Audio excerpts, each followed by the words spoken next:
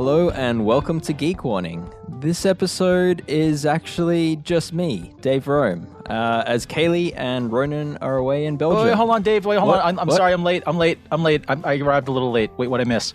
Whoa, James. Hey. Hi, Dave. Who's that next to you? This is Zach. Zach from Boulder Gruppetto. Zach from Boulder Gruppetto. Zach Edwards. Hello. Is this your first podcast? It is, I think. Welcome to Geek Warning. I had to argue with his boss a little bit. I did have to get him to, I did have to argue to get him to take a break from his sweeping and taking out the garbage duties. I mean, he is just kind of a junior intern mechanic here. Okay. But I did carve out a few minutes of his time. I guess then we do have a team. It's not just me. We do. This feels oddly familiar, Dave. James, what do we have on for today? We've got a whole bunch of tech news to discuss today, including a bunch of new road and gravel bikes. We've got a new carbon factory from Time Bicycles. We got an intriguing development from our friends at Classified, and some rather unfortunate and troubling news from Giro and Bell. Dave, I don't know if you're prepared. We may or may not have a Dirty Dave to discuss, and maybe a PSA. We'll see. I should warn everyone listening to this show, however, that we are not today going to discuss, we're not going to do a super geeky deep dive on the Flanders pits, however, because Ronan's already put out a couple of really nerdy galleries from Belgium that are now up on escapecollective.cc, so you should go and check those out right now. More importantly, please sign up as a member for the Escape Collective, since we are a member-driven and funded publication. And, as it turns out, it is your dollars / euros or pounds or whatever currency you use, which is how we pay for everything here. Dave, what do members get when they sign up for Escape Collective? Well, first and foremost, you're supporting independent journalism. Because this is how we get paid.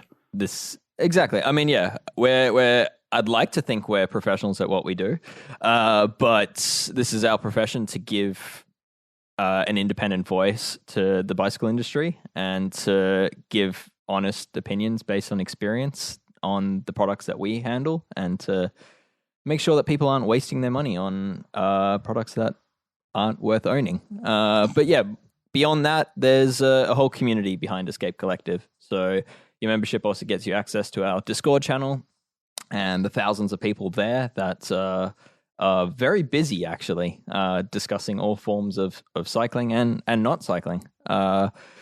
You also get access on the site to our comments. So that is another thing that gets you behind the paywall along with the content. So members also get access to our not infrequent live podcast recording sessions. We're going to do a live tech podcast next week, actually. Yeah. So I think the Ask a Wrench segment is going to be a sort of a live Q&A moving forward, which is quite fun. We're going to need a jingle for Ask a Wrench. We'll work on that. Yeah, I've got some ideas there. That could be quite fun. Okay, well, with that shameless self-promotion out of the way, shall we get into the news? Sure. All right. Well, first and foremost, Dave, I'm going to hand this one over to you. Rocky Mountain has a new gravel bike. Actually, it has a family of new gravel bikes. What are we looking at here? Yeah, so Rocky Mountain, a brand, Canadian brand, best really known for their mountain bikes. I mean, they're one of the more hardcore mountain bike brands in the world. They've been around for a long time as well, to the point that their website is just bikes.com, which I love. Brilliant. And so good. Yeah. They have gotten into gravel. So like they've got a new gravel bike called the Solo. And in many ways, it looks like just a very sensible gravel bike. There's nothing truly revolutionary here, but it does tick a lot of boxes. So there's room for 700 by 50 mil tires. There you can run 2 chain rings on the front of it. There's lots of mounts, as you'd expect. It's using that new SRAM UDH hanger, so you could fit that new transmission stuff on it if you so please. But at the same time, you can fit any other drivetrain on it. And then geometry-wise, it's like what you'd expect of a mountain bike company. It's got that slightly longer front center, designed to be used with a shorter stem. The head angle's not super slack on it. It's like around that 70 to 71 degree from memory, depending on the size. But yeah, overall, I'd say it's a pretty good first effort. Well, although to be clear, yeah, this is not Rocky Mountain's first gravel bike. It's I can see the that first now. time they've done it. It's the first time they've done a carbon gravel bike, so they are kind of expanding their range here. Yep. But I do think it says a lot about where Rocky Mountain thinks gravel is going to be, or I guess it's probably a good bit of confirmation that even a company like Rocky Mountain thinks that gravel is here to stay. Yep. And is relevant to their current customers as well, right? Like that, there's enough mountain bikers taking up into gravel now that they've really invested in the segment. So, yeah, I mean, it's not their first gravel bike, but in my mind, it was, because I guess they almost weren't relevant to me in the gravel space before that. I really did see them as a mountain bike brand. But yeah, this new Solo carbon bikes start from $3,800 US, and alloy versions start from $1,700. So yeah, it's not. It's in the affordable space, which is cool to see. Yeah, and I think, I don't know. My guess is that just knowing what we already know about how much crossover there is between particularly like cross country / trail categories of mountain biking and gravel, it makes sense. I think that Rocky Mountain would kind of expand their gravel offerings, or kind of like dive deeper into there. Absolutely. And yeah, I mean, that's not an isolated incident, right? Like that, we've seen that from other, what you'd deem hardcore mountain bike brands, like Evil comes to mind with the chamois Hager, and Santa Cruz, for example. They've also long had a gravel bike. So, I mean, it's definitely this trend of mountain bike brands playing in the drop bar space from a different perspective. I think too, like not necessarily just trying to go after mountain bikers and sell them gravel bikes. I think there are a lot of bike shops that are not a Trek or a Specialized or a Giant dealer, that Rocky Mountain is one of their brands, and they have like, I don't know, 5 or 10 small brands, but that just is another bike option that they have to sell, rather than just being like, oh, well, they only make mountain bikes. Yeah. So. And it's a gateway, right? Like if you imagine that a lot of road riders are finding gravel and enjoying the off-road segment there, and then are getting into mountain biking, it makes sense for these mountain bike brands to put themselves out there to that market as well, to introduce themselves to customers at that touch point. So yeah, I mean, like Rafa's a very good example of how they've managed that, right? Like they've got a very large customer base of hardcore road cyclists, but as they find themselves into gravel or even mountain bike, I mean, Rafa now has that product to keep them dressed. So it's I think it's quite interesting to see just these brands playing in segments we don't associate them with, and I'm all for it. I mean, yeah, and I guess just one last point before we move on. I think again, it is sort of a reminder that although we already know that people who ride bikes, I mean, there is a tendency for people to kind of dabble in multiple sports to some extent, but I think it's far more likely that you have cyclists dabbling in other categories of cycling as opposed to other sports altogether. Yep. So, I mean, like all three of us here, we all ride pretty much everything. And, whereas there certainly are people who only ride road or only ride mountain, so on and so forth, there's an awful lot of people who ride a lot of different bikes. So this is a good reminder of that. Dave, this Rocky Mountain, I mean, sounds maybe not extraordinary, but it still sounds kind of interesting. I don't know. Should we get one in? I would like to. I would definitely like to. So yeah, let's, at this point, assuming they're willing to put one in a box for us, let's say we'll have a review on one shortly. Well, I guess we'll have to see if they'll ship one out to Sydney. Anyway, moving on. What else do we have in the gravel bike space? There is a new gravel bike. Cannondale have a new fancy one, the Lab 71 Topstone. James, I'll let you explain what this one is. Well, so the Topstone Carbon has been around for a few years now, maybe like 3, I think maybe. But Cannondale did redesign it last year, almost a year ago exactly, now that I think about it. And they kept a whole bunch of the stuff, basically everything that I really liked about the first generation one. But they got rid of all the goofy proprietary stuff that really no one was super excited about. So they got rid of the asymmetrical rear end. They got rid of the custom offset crankset. They got rid of the super wide bottom bracket. And instead, they went to basically a symmetrical setup as far as where everything's oriented. It's a standard 142 millimeter through axle in the back, regular offset crankset with a regular threaded 68 millimeter English bottom bracket. Wow, what a novelty.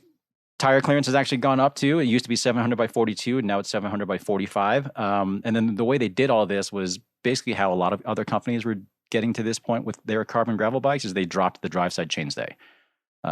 So chainstay length is up just a little bit, but that's fine. It's not a big deal.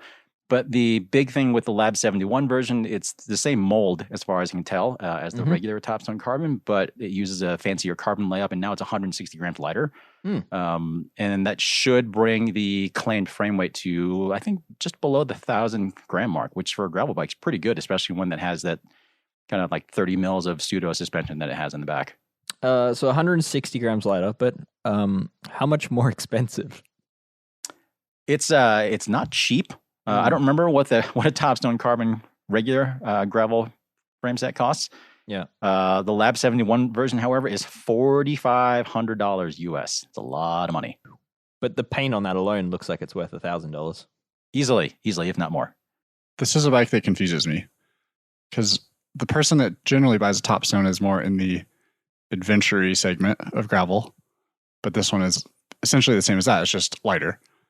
And usually the people that buy lighter bikes are people that are racing gravel. So if you're racing, why would I want this bike over the Super 6 Evo SE? Well, I think what's weird about the Topstone, though, is it does have a decent amount of mounts. Like this bike, even though it's supposed to be a super light gravel bike, it does still have like 3-pack mounts on the fork blades. The geometry is still kind of unusual for a gravel bike. Like it doesn't run that much bottom bracket drop. It's like 65 millimeters, I think. And then the trail dimension's pretty short. And it has a pretty long front end. So like the handling is actually pretty sporty. So it's an interesting bike. Like it almost seems like a kind of go fast gravel bike, but it can also carry stuff. It is a little bit of a head scratcher in what it's sort of trying to be like.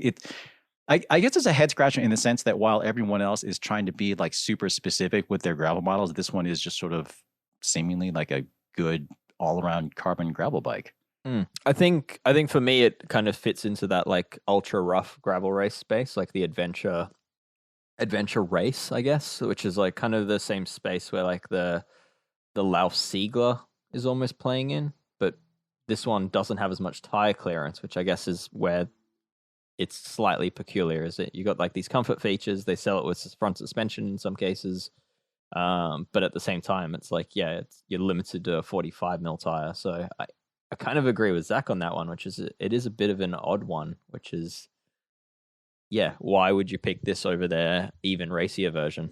Yeah, and I think like the normal Topstone, right? Like I can see that customer. That's like you just want a gravel bike that does gravel bike things. But why spend the extra money to get one that's 150 grams lighter? 160 grams. Sorry, Zach. 160 grams. 160. Like it just is like, but like that person for the Topstone doesn't necessarily like that. To me, it's like the bike and the customer aren't the same thing. Yeah. I mean, I know like gravel, there's like a wide range of spectrum of things and what people do with the bikes, but it's just a very interesting one for me as like they have the Super 6 gravel bike already. Yeah, I think unfortunately this is a case of bike industry doing bike industry things, and it's probably not about the 160 grams weight saved. It's about a special paint and the fact that it's more expensive. Yeah. Right. Like it's just merely like I don't know. It's like an S-Works version of the Diverge is what I'm going to liken it to. Yeah. I mean, same thing. And plenty of people buy those, I guess. So. Yeah. So it's unfortunately, it's not a performance purpose, dare I say. I do find it interesting though. Like it seems like I'm maybe speculating. They came out the Lab 71 road bike and now this is a Lab 71 gravel bike. It'll be interesting to see what's next and what changes, if any, are made. Like the Super 6 gravel bike, I could see that gaining internal cable routing and being lighter, like an even racier version of that. And then, I mean, mountain bikes will be interesting as well. So my understanding with this Lab 71 series is that it's dedicated to bikes that they deem worthy of racing. But most importantly, and looking at the current two Lab 71 bikes that they've got, the Super 6 and the Super 6? Yeah, Super 6 and the now Topstone, they do seem to be reusing molds. So I don't think they're going to be using Lab 71 to add features that differentiated anything more than like weight and paint. Right. So yeah, I think it's moving forward that as they release new models, there'll be Lab 71 versions with like really fancy spec and really fancy paint and a little bit lighter layup. But I don't think we'll see them separate with like, entirely different front end features or different frame sets. Right. And it does also bring up the question of, Cannondale had said earlier at the intro of the whole Lab 71 thing, Dave, kind of like you mentioned, like the whole concept around Lab 71 is supposed to be making kind of like the best race bikes that they can. Yeah. And so it's not really supposed to be like ultra boutique parts. And I mean, the parts are obviously expensive, but they're all supposed to be parts that supposedly improve the performance of the bike and help people go faster on them. That's the whole idea of it. Does paint make people go faster? Less paint, theoretically. Weighs less. Yeah.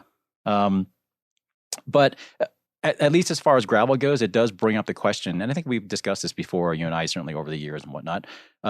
It does bring up the question of what exactly constitutes fast on gravel. Mm-hmm. Just because there is such a wide range of what gravel is for different people, like if it's kind of rough or it's kind of smooth or whatever. And I mean, Zach, obviously you and I around here, our gravel is, I mean, it's road bikeable. We could use the stereotypical term of champagne gravel, because it can be really smooth. But at the same time, when you head out on some more traily stuff, some more single tracky stuff, I mean, I know certainly in experience on mountain bikes tells me the same thing, that when you have a bike that rides smoother, you can go faster. So if you are in a situation where a lot of your gravel ride does constitute terrain that's even just a little bit bumpier, I don't see the downside of having a smoother ride like what you'd get on the back end of something like this versus something that is lighter and or more aero or whatever. So I think it's just sort of just horses for courses and that sort of thing. Yep, for sure. Anyway, I'm intrigued. Cannondale's only selling this as a frame set. Like you said, it's $4,500 US.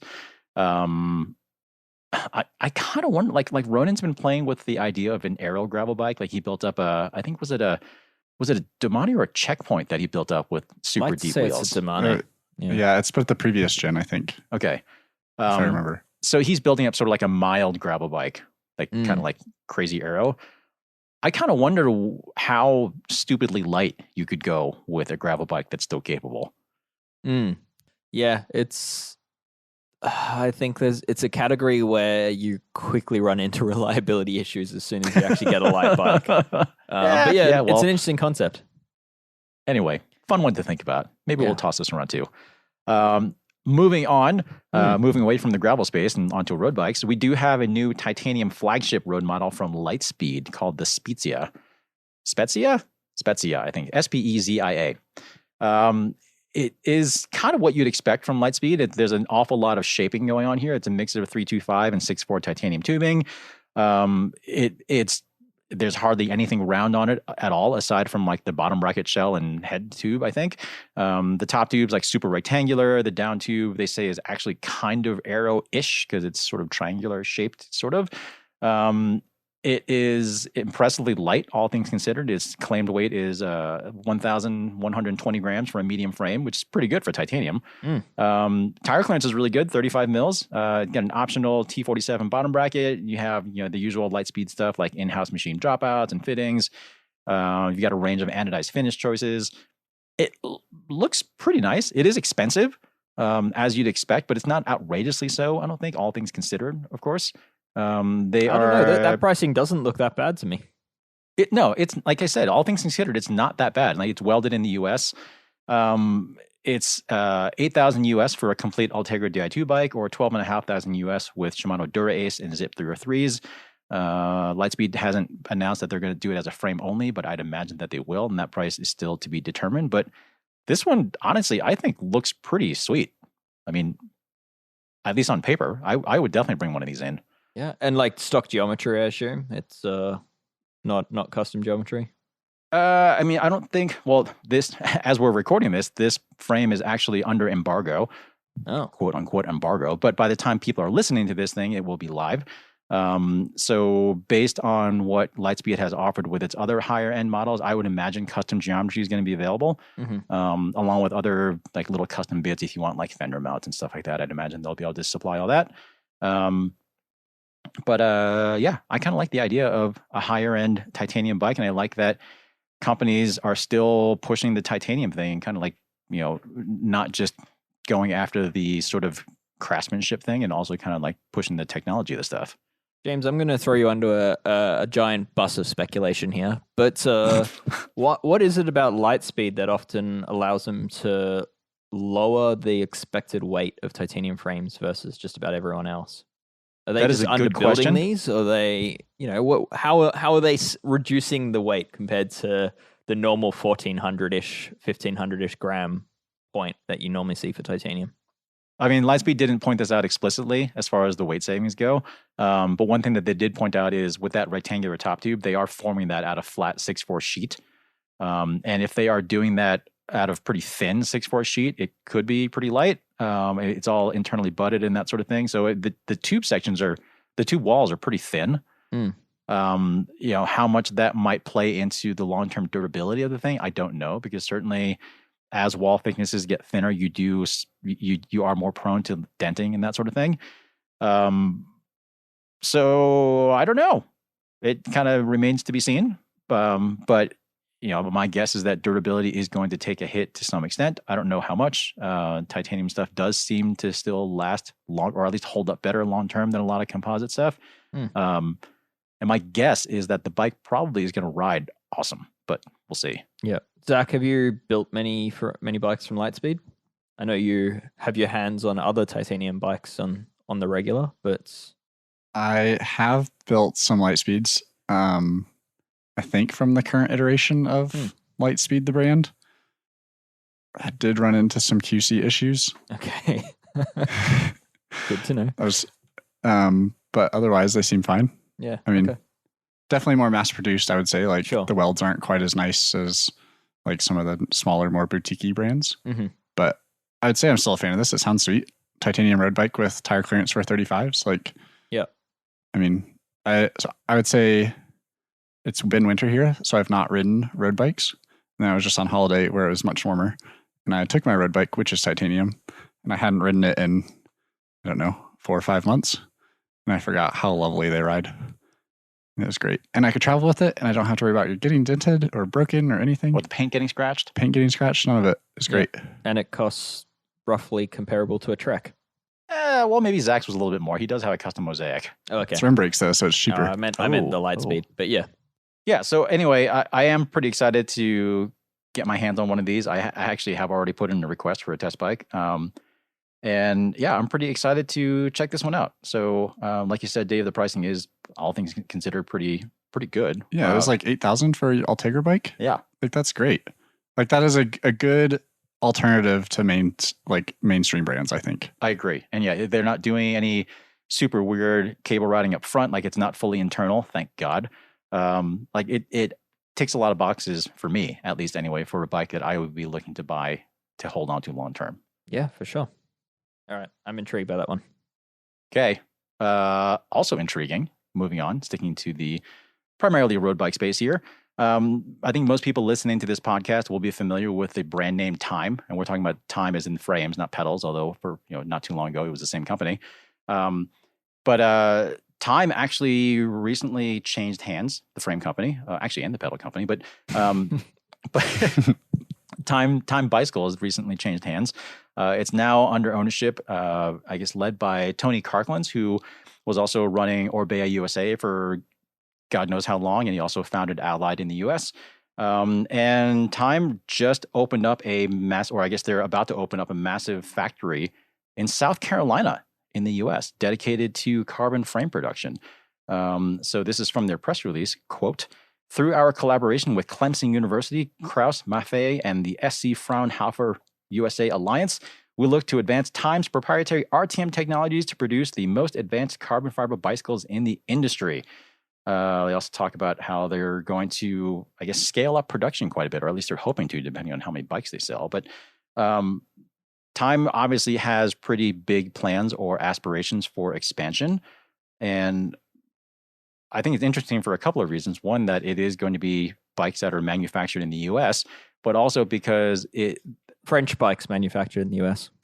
I mean, yeah, Sorry, it's French history, but I mean, even Time's factory in Europe now is in Slovenia, or is it Slovakia? Yeah. I always forget. They're still very French bikes, though. They are still very French.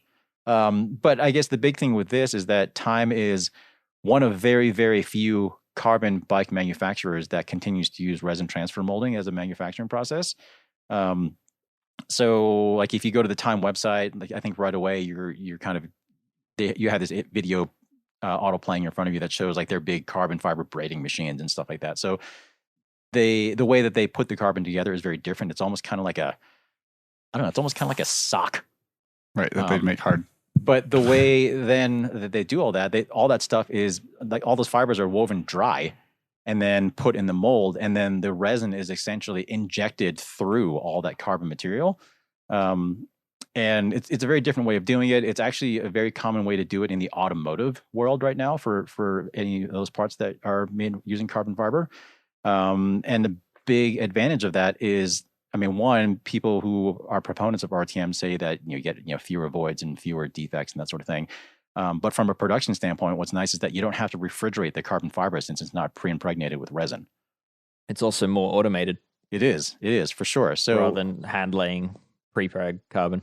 So I don't know exactly what this factory is going to look like inside, and Time didn't really talk a whole lot about it, but I'm kind of imagining like a bunch of robots and stuff. It's pretty. I mean, like, yeah, the old Time factory was just a crazy number of spools. It kind of looked like a cotton weaving factory. Yeah, which is carbon running everywhere, but strands of carbon running everywhere. But this factory sounds pretty big. It's 140,000 square foot. That's large. Yeah, 140,000 square feet, sits on 30 acres of land. I don't know what that is in square meters, but it's a big facility for sure. Yeah, wow. And should probably worth mentioning that. Yeah, it's in South Carolina, which, from my understanding, is they've got quite a few grants that have allowed this to happen. So, sort of encouraging local manufacturing, which is done in many states across the US, but it's not something you normally associate with the bike industry. So it's kind of cool to see that sort of investment being made. Yeah, I like seeing Time sort of enjoying a bit of a resurgence right now. I'm certainly old enough to remember kind of the glory days of Time, I guess I could say. And I've never ridden a Time, but anyone I know who has owned one or has spent a whole lot of time on one, they always talk about kind of like the ride quality more than anything else. I don't know. They seem pretty neat. I'm optimistic to see what they come up with moving forward. I hope the new factory maintains the same level of quality frames. Like that's where the issue I see here is like the previous times you pull the fork out and look inside the frame and they're just completely flawless. Where like the guy, I can't remember what his name is. I think Tony or something you said, coming from Allied. And I would say Allied frames, in my experience, the QC is not quite there when you look inside the frames. So I hope that they can continue that level of quality at Time while maintaining some Frenchness. What sort of Frenchness are you hoping to maintain here? I don't, just like quirky, weird things. Like down tube storage for a baguette? Yeah, exactly. That would actually be kind of cool. All right. Well, we'll keep an eye on this one. I don't know exactly when Time is saying that they are going to like actually be producing frames out of this facility, but it sounds like they're going to be moving pretty quick on this one. So I suspect we'll find out sooner than later. Zach, you had mentioned the head scratcher thing earlier with the Topstone Lab 71, and this next piece of news is definitely it's very head scratcher, very head scratching. Most people listening to this podcast, I suspect, will have heard by now of that company Classified, the company that's doing those 2-speed rear hubs. Dave, I know you have a fair bit of experience with the road going version of that, and I've played around with a little bit, and they are really cool. Just how quickly they shift between their two gears. They're pretty reasonably light, and so on and so forth. But now Classified has come out with a 2-speed mountain bike hub. They're saying that it's a 46% ratio change between the two gears. Roughly equivalent to like 2 to 3 conventional rear shifts on a wide range cassette now. They're saying that it can do that shift in 150 milliseconds, which is pretty quick. And they're saying the system can also do that under a pedaling load of up to 1,000 watts. And Classified is intending for that rear hub to be paired with its own 1140 12-speed cassette. And they're saying the total range is 530%, which is just a hair bigger than SRAM Eagle stuff right now. And then you still have a wireless shifter. It's like a ring-shaped thing that goes on the left side of the bar. Yeah, looks a lot like they've borrowed some inspiration from a company called Zerbal, who do a similar ring shifter on the mountain bike side. Exactly. Is quite cool.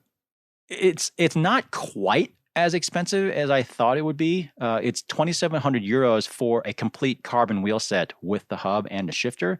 So it's not cheap, but considering you get some carbon wheels with it, it's not as bad as I thought it might be. But I mean, yeah, scratching heads here. And we've spent all this time in the last few years ditching front derailleurs and multiple chain rings on mountain bikes.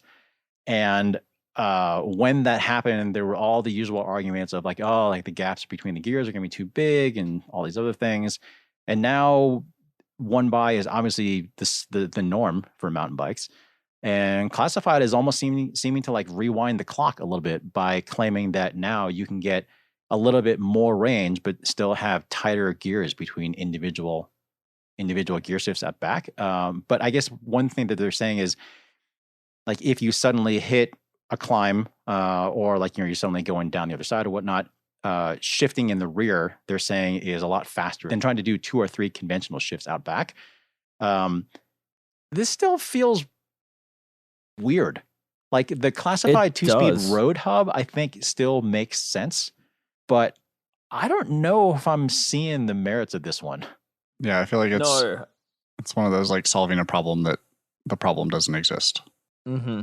Yeah, so I mean the tighter ratios is probably the main benefit here. Whereas if say you got, for example, Eagle 10 to 52 tooth cassette, each jump between each shift is actually quite large, which for me personally, off-road is actually what you want. You want a noticeable jump. You don't want to have to feel like you need to shift 2 to 3 gears every time you need to make a gear change. On the road, though, I guess these tighter jumps could be beneficial. For me, the biggest question I have is it comes down to, I guess, almost the weight of the system. This is actually kind of adding weight back into the bike, not taking it away. And for me, I would want, if you're going to lose that massive, say, 10 to 52 tooth cassette, I'd want it to come with a weight saving that, becomes unsprung weight and makes your suspension work better and all that. But actually, this is adding weight, and it's actually almost heavier. It's a few grams heavier than like SRAM GX system, but then it's significantly heavier than say XO or XX1 or XTR and that's the sort of level that you'd assume that person's running if they're willing to spend 2,700 euro on this system with wheels. And I think like what's interesting to me is the only people I've ever heard really complain about the big wide range mountain bike cassettes that we have now are the people that live where it's flat, and they're like, I don't need this much range. So whether they'll run either older stuff where it's a smaller cassette or like run a Force Explorer derailleur and cassette to kind of have a tighter range. And like those are the only people I know of that have complained about that. And those people also don't need essentially what is a front derailleur. So it just doesn't make any sense. Yeah, the bigger issue for me is that I thought when I heard months ago that Classified working on a mountain bike system, I thought in my mind that this could be quite cool. This could be a narrow range cassette, which is significantly lighter. And then that narrow range cassette could be used with a much smaller rear derailleur, which then has added clearance. It's less likely to get caught up by sticks. It's less weight on the rear end. It could actually be beneficial to mountain bikes. But this is still using the same rear derailleur that you probably have on the bike currently. But what derailleur would they use otherwise? Like they'd have to make their own rear derailleur. Their own. Which they haven't done. I'm not to say they won't do it. I mean, they've denied that they will at this point. But I mean, for me, that makes logical sense that they would eventually do that. But yeah, I think what's even more curious to me is that modern derailleurs, you look at SRAM, that derailleur is specifically designed for that cassette range that they offer, that 10 to 52 tooth. Like the parallelogram's basically locked into that cassette ratio. And it's odd to me that the shifting would be as good with an 11 to 40 tooth cassette, which is very different to a 10 to 52 tooth cassette. So I think there'd probably be a shifting compromise here. I haven't used it, but I'm speculating that B gap, the gap between the upper pulley wheel and the cog, is going to be pretty substantial, and that's going to cause some pretty slow shifting. I mean, probably the best option would be to use the XTR. They make a shorter cage version of the rear derailleur meant for a 1045, and that's going to be the closest, I would think. Yeah, and that's even stranger because I asked Classified, like, what rear derailleur do you recommend with this system? And their response was SRAM and TRP rear derailleurs will work best. They didn't mention Shimano, which just, interesting. I don't know. That's very strange to me. I don't know whether that's like maybe there's something weird going on there from a relationship point of view between them and Shimano. I mean, right, because it could be the chain too. function. Like Shimano has the Hyperglide Plus, and but then SRAM has their own, and then TRP also uses a KMC chain. So it's interesting that you'd have one cassette that seemingly works with all three. Yep. So yeah. Anyway, head scratcher. I think there's a lot of questions that I have from this system. But at the same time, as James said, like, we're quite sold on the idea of this on a road or a gravel bike. Like, it makes sense there, and it has benefit there. And I will be reviewing a system soon. But for the mountain bike, I'm left wondering why. Here's what I was kind of hoping for from Classified when they had, like you, Dave, like when they mentioned that they were working on mountain bike stuff. I got pretty excited at what could be, because to provide some background, the people who designed the hub, they came from the automotive transmission world. And for anyone listening, please feel free to correct me if I'm wrong here. But my understanding is that the way the Classified hub operates, it's very analogous to a dual clutch transmission in a car, which is one of the reasons why it works so fast, and which is why it's a fair bit different than a lot of other gearbox systems out there. But what I was really hoping for from Classified is their own take on an internal gearbox sort of thing, like kind of like what you have from with multiple gears, not just like two. Like sort of like the idea of like a roll off or a pinion or something like that, but with the shifting speed and with presumably the greater efficiency that you get with that Classified design. Because I feel like at that point, if you were able to get, even like 8, 9, whatever gears out of something like that in a package that is ideally more efficient and lighter than what you get from roll off and pinion, let's say they were able to pull that off. That I feel like is something that would actually move the needle as far as mountain bikes go, because you do have these really kind of progressive designs like Zero Road, which I think are they out in New Zealand? Yep. So like you have bikes like that are built around gearbox drivetrains, and then in that way you are able to get some real performance benefits.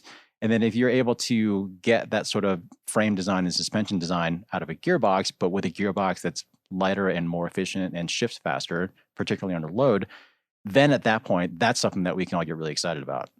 Because as good as this new SRAM quote unquote transmission supposedly is, it is still a conventional rear derailleur. And as good as it apparently works, I still am particularly more excited about the idea of gearboxes, and I'm really excited about this super drive thing from is it LAL? LAL? Yeah, I think they're they Canadian or French? I can't remember now. French Canadian. French Canadian. Okay, but like that design, I feel like is also really interesting because it moves it basically takes sort of like half a derailleur and sticks it inside the rear triangle, so it's totally shielded from everything. I mean, that sort of wholesale redesign is something that I'm really excited about. And that's kind of what I was hoping to see from Classified. I mean, maybe this is sort of a stopgap. Maybe that's still coming. But as it is right now, I'm not sure why someone would get this thing. Yep. I could see it potentially being useful on like maybe a touring bike, but that same argument applied to their previous system as well. So this doesn't add anything new to that. Yeah, I still need to put a Classified hub on a bike with a touring setup at the front and have double the gears. That's still something I need to play with. That'd be fun. All right. Well, speaking of things that make more sense, Feedback Sports has a new repair stand. Dave, what are we looking at? Yeah, so I mean, last year they introduced their Pro Mechanic HD, which is like this overbuilt folding repair stand, which was designed to basically support everything, but including the heaviest of e-bikes. And it came with it was basically an entire redesign, a whole new model, but it came with a new clamp as well, which had more clamping capacity. It had some cool features like a quick spinner on the front of it. It has that quick release button that if you hit the side of it, it opens the jaws up. And yeah, it had, I guess, all of the knobs on it were much easier to use and had more leverage. And what they've done is they've taken a lot of those features and they've now introduced them to a stand just called the Pro Mechanic, which actually replaces their Pro Elite stand, which I guess anyone who's wrenched at races would have seen, or anyone who's actually attended a professional mountain bike or cyclocross race in the last 15 years would have seen this stand a lot because it's the most commonly used work stand at those races. And yeah, it's Feedback Sports top end, lightweight, foldable, portable work stand has completely been revised. So yeah, it's predominantly the main feature update here is seen at the clamp and at the top half of the stand. The bottom half is pretty much the same as old, but just with new feet. But yeah, it's an interesting one to me because the stand rocks, and I've still got an original Ultimate stand that is coming on 20 years old, and it's still great, and I can still fix it if I need to. And that's just a great product worth owning. That Ultimate stand is actually the first thing I ever bought at discount when I first started working at a shop. And I really, really wish I still had it. I gave it to somebody because I somehow ended up with like a surplus of Ultimate, or not Ultimate, but well, I somehow ended up with basically a surplus of Feedback Sports repair stands because Feedback bought Ultimate, at least the bicycle portion of it anyway. And yeah, I wish I still had that thing because it was awesome. And now I feel like it's a piece of history that I'll never get back. I think I might know who I gave it to. I can't remember now, but yeah, I got a little bummed I don't have it anymore. My Ultimate stand has a bit of a story. I think it was my 15th birthday present that I requested, and at the time I was such a nerd that I was dealing with a bike shop in the US, Mountain High Cyclery, which I think is actually not too far from you, James. I've never heard of it. Okay, so Colorado shop, I think it was called Mountain High Cyclery. And I arranged that they would sell me the stand, but because it was such a bulky good, he ended up having a friend that was coming to Sydney, and that friend, who I can't remember the name of, unfortunately, was actually flew with it for me on the plane and just like handed it to me in person. What? Yeah. So I mean, that's the stand is well traveled and is still kicking. I'm not sure what's more amazing here, the process that you went through to get this thing, or the fact that what you wanted for your 15th birthday was an Ultimate repair stand. And what 15-year-old doesn't want one of those? Yeah, clearly. Right. But better question, Dave. Did you end up getting like the full accessory package with the little hanging toolbox that went on there and the trimming stand and everything? I got mine with the tote bag. And then at a later date, I bought the touring stand and the tool tray. No, there was a toolbox that went on there. I never got the toolbox. No, I have the toolbox. We may have to arrange a swap. But yeah, anyway, it's a solid product. Like I treat it like trash these days. It mostly sits outside, and it actually still works just as well as it did all those years ago. I mean, so I'm sold on this product. My everyday stand is an old Feedback Sports stand, and this was from probably 15 years ago or so. They actually did a limited edition, like something like 20 stands total that had Rasta covered legs, like the red, yellow, and green anodized legs. So I do have one of those. This is one I will absolutely never ever get rid of.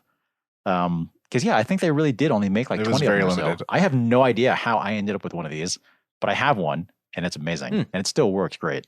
I mean, I have one that's probably, I don't know, 10 plus years old at this point, and I use it to wash bikes every single day, and it still is great. Yeah. Yeah. So needless to say, it's a product that all of us rate highly, but this new model, yeah, has enough interesting new things that I've got one for review, and I'm actually going to do a comparison against it and the newest Park Tool, which are pretty closely comparable these days. So I'm quite looking forward to getting stuck into that comparison. Excellent. There's going to be some interesting things from that. Cool. When can we expect to see that? When I finish it. Yes, Dave. Yeah. All right then. Well, with that very, very vague promise, I guess we'll move on. Our next bit of news, unfortunately, is definitely not super happy. I mean, Dave, this is unfortunately the sort of thing that you and I had have an awful lot of experience with over the last few months. Giro and Bell, very well-known helmet and apparel and sort of accessory brands and stuff. Their entire brand creative and marketing teams were just recently laid off very suddenly for both companies, and they were replaced by the staff at Fox Racing. That's the not Fox Suspension, Fox Racing, like the logo that you see with a little fox head on it. It's the apparel and protective brand that parent company Vista Outdoor bought this past August. So we've received word also that Vista is also planning to shut down the Giro and Bell facility in Scotts Valley, California. They've been there for God knows how long, but that facility is going to be shut down September 1st. And we've been told that any remaining staff have been asked to either commit to relocating 6.5 hours south to Irvine, Southern California, or resign. And this has all apparently come about without any cost of living adjustment as well, because it is quite a bit more expensive to live in Irvine than it is in Scotts Valley. This sounds real crappy. Definitely lots of talks of synergies and that sort of thing. This makes me not want to buy Giro stuff anymore. It's really a bummer, like a huge bummer, because from my understanding, it's about 30 or 40 people who have just been sacked. All at once, all very suddenly. A lot of these people, like some of them were on holidays. Some of them were, I know one in particular was like, they were often like photo shoots that were like, they were in the middle of like marketing projects that they were assigned to do. Sea Otter is coming up here in the US in just a couple weeks. And I've been told that they don't even know if they're going to be going to that at all. Giro and Bell always have like a huge booth space reserved at Sea Otter. So I would imagine at this point that's already paid for. So I don't know what they're going to do there. But this sounds like a huge mess, because essentially what Vista has done is just decided to consolidate all of those functions into the marketing and branding creative people at Fox. And I can see how probably don't want that job either. Well, even if they don't, whether they do or don't want it, the thing is, those people at Giro and Bell, some of them have spent decades building sort of the identity and kind of image and kind of I guess for lack of a better term, sort of the spirit of these brands. And I can totally understand how on paper it would make sense to consolidate those roles. Again, quote unquote synergies. But I have a hard time seeing this as anything other than a short-term gain, because like long-term, there's just so much lost there. Yeah, it's very familiar for me. How so, Dave? Yeah. Oh, no, nothing. No reason. It's just, I don't know. I might need to... Yeah, I don't know. I'm sure if you gave me some time, I could sit outside and figure it out. But it just feels very familiar. But I would say that it's just shitty all around. Yeah, and like the severance packages were pretty, I guess, odd. They were offered apparently a week for each year that they're employed. So for some people, that'll be pretty decent. For an awful lot of other people, it just won't be very good. And certainly here in the US, that's a much bigger deal, because generally speaking, like unless you have some sort of severance package set up from your now former employer, like you don't get a whole lot. I mean, you do get some unemployment and whatnot, but anyway, those protections aren't really awesome here. Either way, this is super crummy news. We at Escape Collective, certainly like our hearts go out to everyone at Giro and Bell who has been laid off and let go. We also have a lot of personal connections there, and we know a bunch of people personally who have been let go.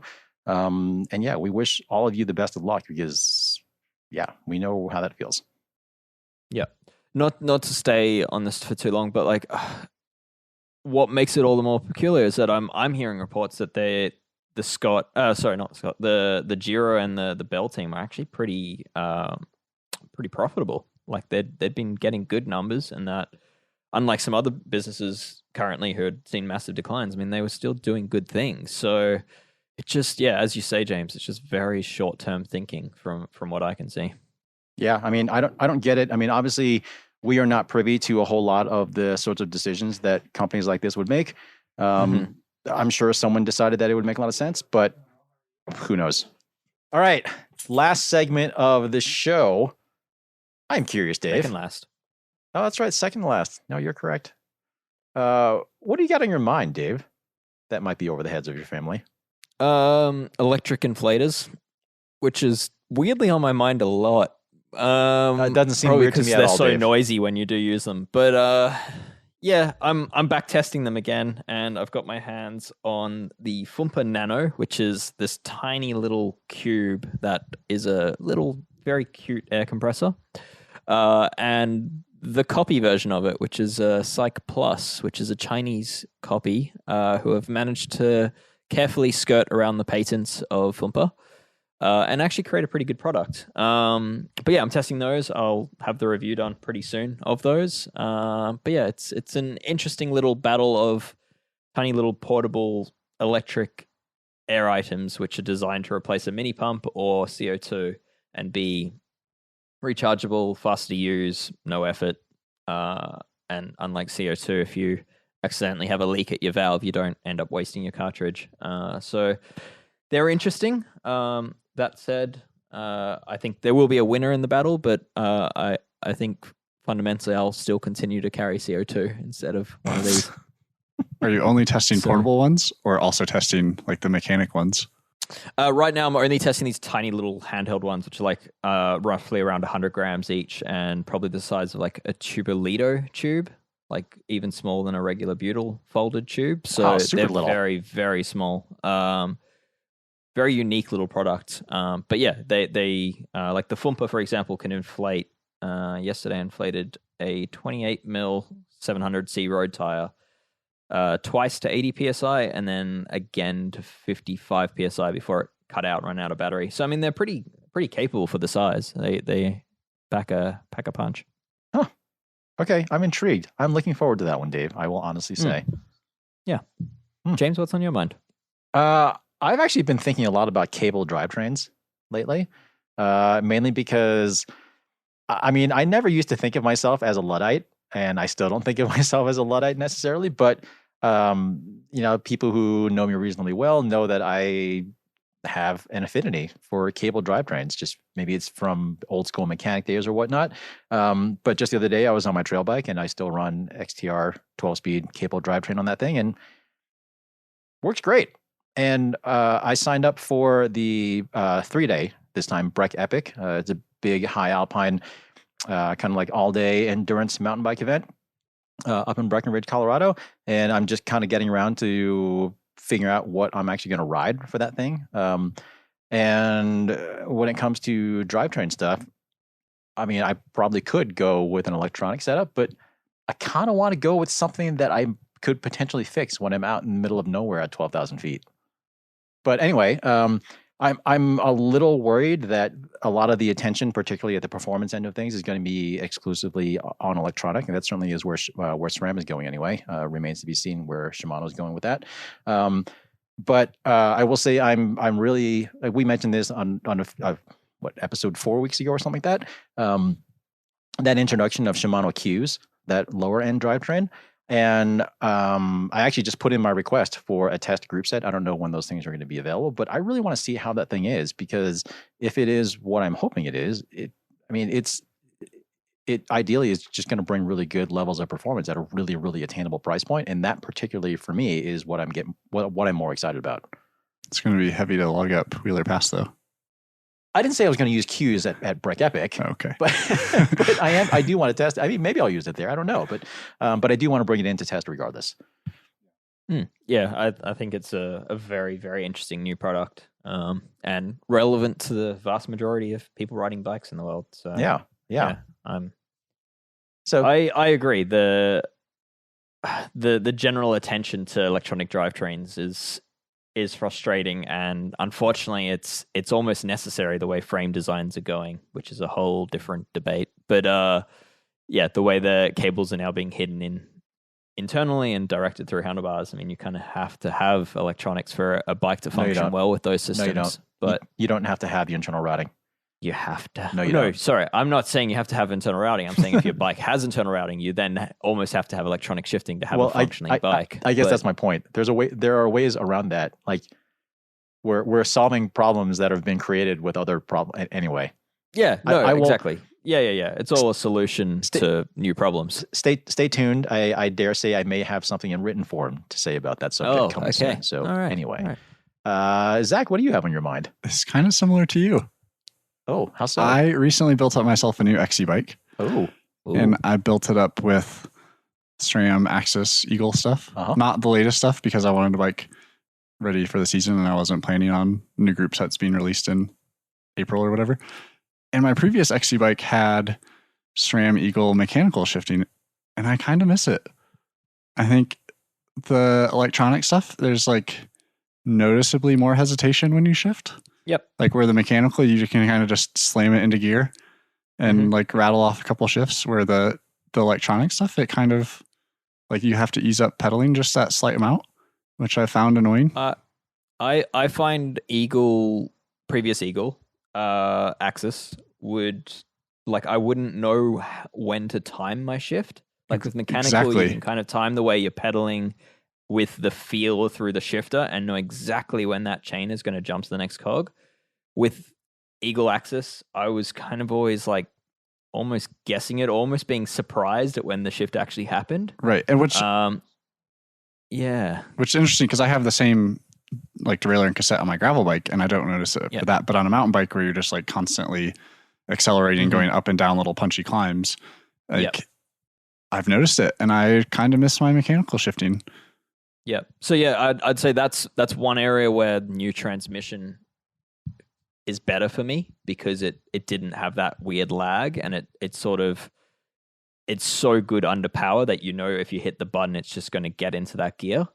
But yeah, I mean it's an odd for one me too. Because, it's like the mechanical stuff is still lighter, so that makes me kind of want it even more.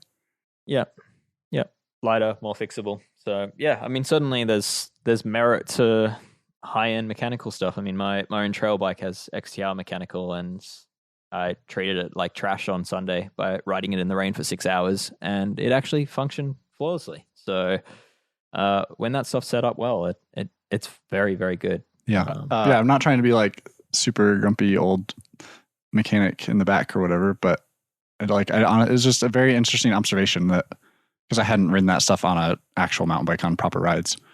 And it was very noticeable on the first couple rides where it's like, oh, this kind of hesitates a little bit. Well, and even just from a cost standpoint, I mean, Dave, I know you've written obviously extensively about the new SRAM XXSL and like whatever the other two versions of their new transmission. But all three versions of that are awfully expensive. And on my wife's trail bike, I set her up with mechanical SRAM X01.